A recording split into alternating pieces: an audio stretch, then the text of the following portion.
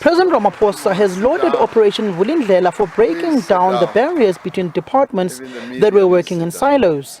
The initiative seeks to unblock government bottlenecks that hamper economic growth.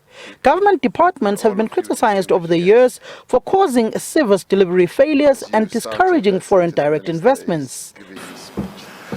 To also bring state-owned enterprises into the realms of working together with government, as well as social partners like business, as well as unions.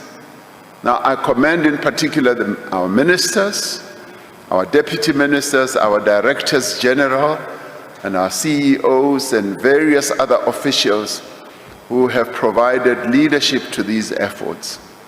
And leadership is what they have provided, because it is often difficult for people to strip away this silo mentality and start working together in an integrated manner.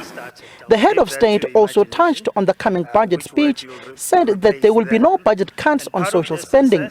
Economic reforms and growing the economy will take center stage in the drafting process of the budget, which the Minister of Finance will deliver on the 21st of this month. Our economy needs to grow, everyone agrees, in the GNU and outside the GNU. We need to grow much faster to create the jobs that our country needs to achieve the prosperity that we all yearn for.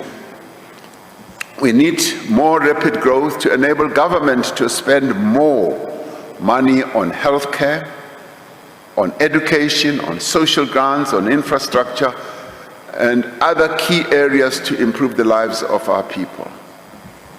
The Minister will deliver Budget 3.0 on the 21st. And the budget will, to a large extent, be a different budget from what we have had in past years.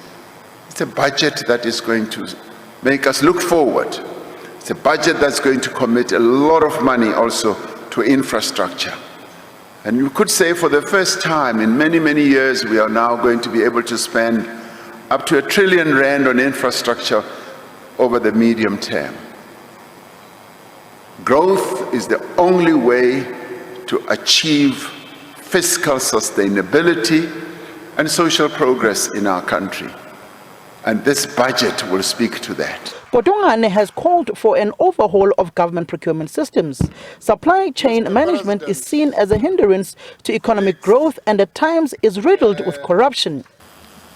In order to drive more rapid and inclusive growth over the next 5 years, we must accelerate economic reform. A commitment to swift implementation of reforms is required across government to lower the cost of doing business, reduce regulatory bottlenecks, and provide policy certainty. This in turn will promote investment, support economic export orientation, enable job creation, and reinforce growth. Enhancing efficiency in key sectors such as transport and logistics by restructuring state-owned entities, improving efficiency of investment, and encouraging competition will bring down administrative prices over the long term. By the way, the Governor of the Reserve Bank always cautions that part of the difficulty is administrative prices. The immediate priority is therefore to sustain the momentum already developed and follow through on the implementation of existing reforms in order to realize their full impact. This will require completing the reforms underway as well as deepening those reforms which have already been initiated in the energy, logistics, and water sector and visa regime. Eskom will launch a standalone transmission entity under Eskom Holdings in the coming weeks as part of the unbundling of the power utility.